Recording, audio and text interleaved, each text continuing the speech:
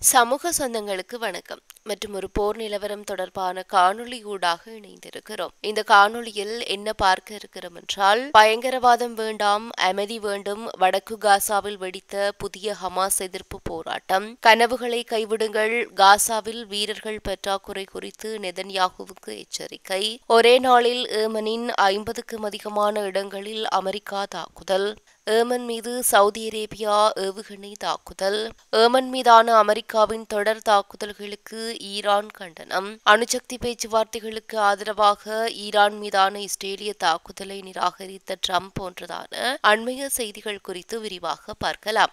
நீங்கள் தினமும் எங்களுடைய சேனலை பார்வையிடும் பார்வையாளரா அல்லது புது பார்வையாளரா என்பதை கீழே இருக்கிற கமெண்ட்ஸ் பக்கத்தில் மறக்காம பதிவிடுங்க. அத்துடன் முதல் முறையாக எங்களுடைய சேனலை பார்வையிடுகிறீர்கள் என்றால் சப்ஸ்கிரைப் பண்ணி உங்களுடைய ஆதரவை வழங்குங்க. வாங்க காணொளிக்குள் போகலாம்.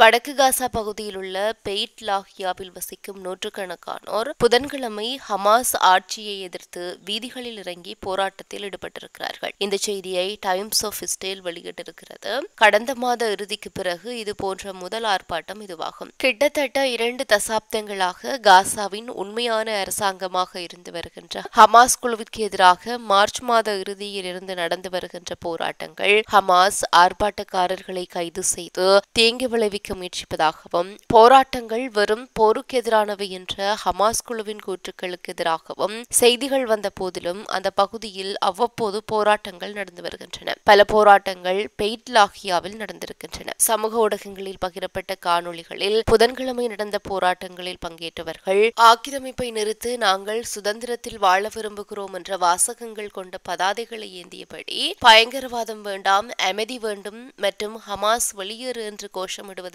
காணலாம் என்றும் டைம்ஸ் ஆஃப் இஸ்ரேல் தெரிவித்திருக்கிறது. இஸ்ரேலுக்கும் ஹமாஸுக்கும் இடையிலான பணிய கைதிகள் போர் நிறுத்த பேச்சுவார்த்தைகளில் கெய்ரோவின் மத்தியஸ்தத்திற்கு ஆதரவாக எகிப்தின் கொடிகளை பங்கேற்பாளர்கள் அசைப்பதையும் காண முடிந்தது. கடந்த மாதத்திற்கு முன்பு ஹமாஸுக்கு எதிராக கடைசியாக ஆவணப்படுத்தப்பட்ட போராட்டம் 2024 ஜனவரியில் நடந்தது. டெய்ர் அல் பாலாவில் உள்ள பாலஸ்தீனர்களும் கான் யூனிஸும் போரை முடிவுக்கு கொண்டு வரவும், காசா மீதான ஹமாஸ் குழுவின் ஆட்சியை முடிவுக்கு கொண்டு வரவும், இஸ்ரேலிய பணிய கைதிகளை விடுவிக்கவும் அழைப்பு விடுத்திருந்தார்கள். போருக்கு முன்பு ஹமாஸ் எதிர்ப்பு போராட்டங்களும் ஒப்பீட்டளவில் அரிதான நிகழ்வுகளாக இருந்தன. மேலும் அவை பெரும்பாலும் ஹமாஸ் குழுவால் வன்முறையில் அடக்கப்பட்டன என்றும் தெரிவிக்கப்படுகிறது.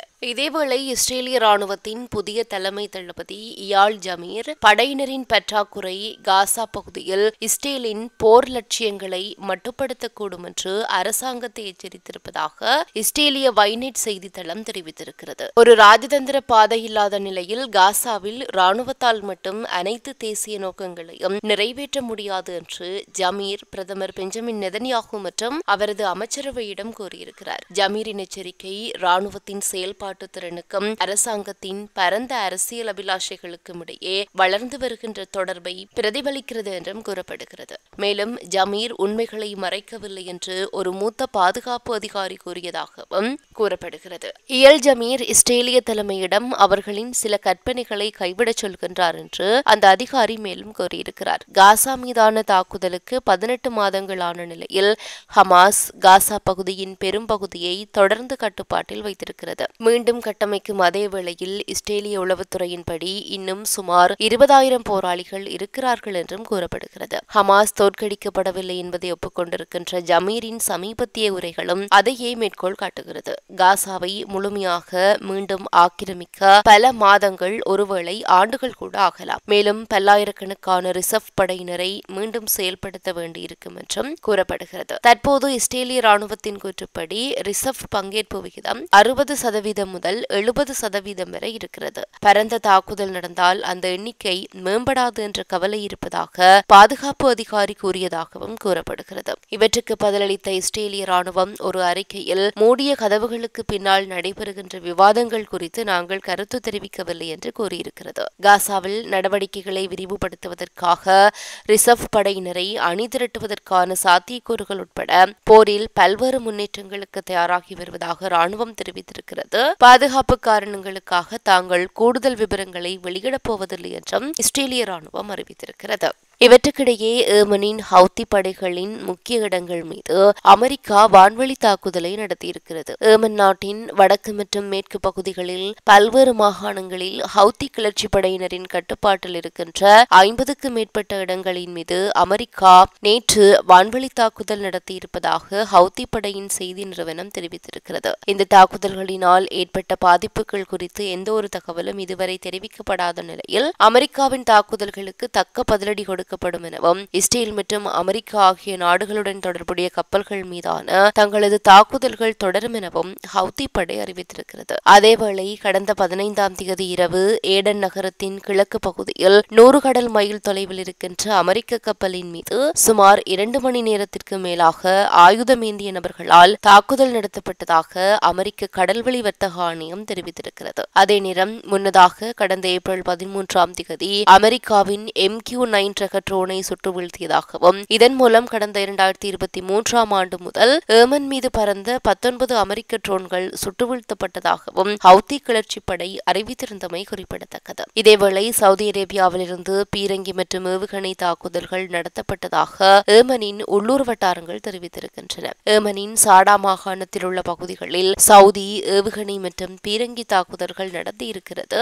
ஏமன் ஊடகங்கள் இதை செய்தியாக வெளியிட்டிருக்கின்றன. சாத்தியமான சேதம் அல்லது உயிரிழப்புகள் குறித்து உடனடி தகவல்கள் வெளியாகவில்லை என்பதும் குறிப்பிடத்தக்கது.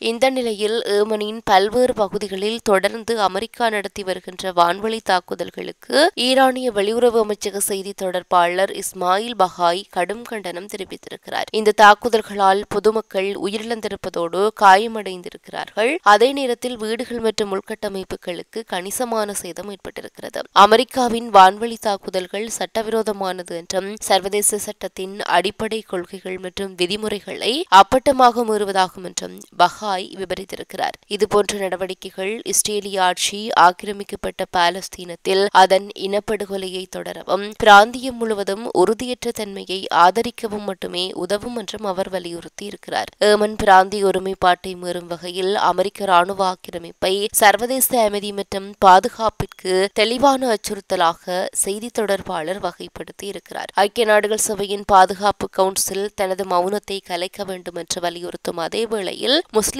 நாடுகளும் இஸ்லாமிய ஒத்துழைப்பு அமைப்பும் ஏமன் மீதான தாக்குதல்களை கண்டித்து தேவையான நடவடிக்கைகளை எடுக்க வேண்டும் என்றும் அவர் அழைப்பு விடுத்திருக்கிறார். இஸ்ரேலின் ஆக்கிரமிப்பு மற்றும் இனப்படுகொலையை எதிர்கொள்ளும் ஒடுக்கப்பட்ட பாலஸ்தீன மக்களை ஆதரிப்பதன் மூலம் மனித கடமையை செய்யும் ஏமன் மக்களுடன் ஈரானின் ஒற்றுமையை பகாய் மீண்டும் உறுதிப்படுத்தியிருக்கிறார். இறுதியாக ஈரானுடன் அணுசக்தி திட்டத்தை கட்டுப்படுத்துவதற்கான ஒப்பந்தம் குறித்த பேச்சுவார்த்தைகளை நடத்துவதற்கு ஆதரவாக ஈரானிய அணுசக்தி தளங்களின் மீது இஸ்ரேலின் திட்டமிட்ட தாக்குதலை அமெரிக்க ஜனாதிபதி டொனால்ட் ட்ரம்ப் நிராகரித்திருப்பதாக நிர்வாக அதிகாரிகள் மற்றும் பிறரை மேற்கோள் காட்டி நியூயார்க் டைம்ஸ் செய்தி வெளியிட்டிருக்கிறது. இந்த மாத தொடக்கத்தில் வெள்ளை மாளிகைக்கு பிரதமர் பெஞ்சமின் நெதன்யாகு சென்றபோது அத்தகைய தாக்குதலை ஆதரிக்கப் போவதில்லை என்ற முடிவை டொனால்ட் ட்ரம்ப் நெதன்யாகுவிடம் தெரிவித்தார் அந்த செய்தித்தாள் தெரிவித்திருக்கிறது. அவர்களின் சந்திப்பின் போது அணு ஆயுதங்களை உருவாக்குவதை தடுக்கும் ஒப்பந்தம் குறித்து ஈரானுடன் அமெரிக்கா பேச்சுவார்த்தைகளை தொடங்கும் என்று ட்ரம்ப் அறிவித்தார். மேலும் நிர்வாகத்தில் உள்ள உள்கருத்து வேறுபாடுகள் காரணமாக ஈரான் மீதான ஒரு தாக்குதலை செயல்படுத்த அமெரிக்க ராணுவ ஆதரவு தேவைப்படும் இஸ்ரேலிய திட்டத்தை ஆதரிக்க வேண்டாம் என்று ட்ரம்ப் முடிவு செய்திருப்பதாகவும் கூறப்படுகிறது. இத்துடன் இந்த காணொளி நிறைவு பெறுகிறது. இந்த காணொளி பற்றிய உங்களுடைய கருத்துக்களை கீழே இருக்கிற கமெண்ட்ஸ் பக்கத்தில் பதிவிட்டு சொல்லுங்க. மற்றும் ஒரு காணொளி வாயிலாக சந்திக்கலாம். தொடர்ந்தும் சமூகத்தோடு இணைந்திருங்கள்.